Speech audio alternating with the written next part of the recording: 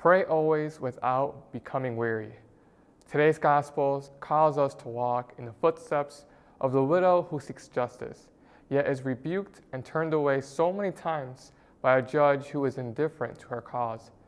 Standing firm in her courage, her inner strength seems to grow ever more as she persistently returns until her call for justice is granted. We all have much to learn from the widow.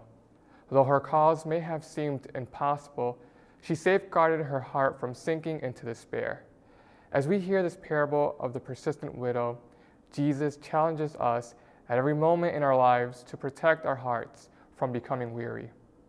It's quite easy in today's world to grow weary as we hear of the many injustices that plague our world: hunger, poverty, violence. Within our own journeys, we all face our own personal challenges and struggles. It is why the call of Jesus becomes ever more relevant. Turn to prayer. In the liturgy, we hear the words, "Lift up your hearts." As we all respond, we lift them up to the Lord. Here lies the essence of prayer. For prayer is the lifting of our hearts, of our whole being to God, our Creator, in whose image we are made. Prayer calls us all into a deeper and more intimate relationship with this all-loving and merciful God. Pray always. Jesus tells us to pray, and in our prayer to be persistent, to be patient, but most importantly, to trust God with all of our hearts and being.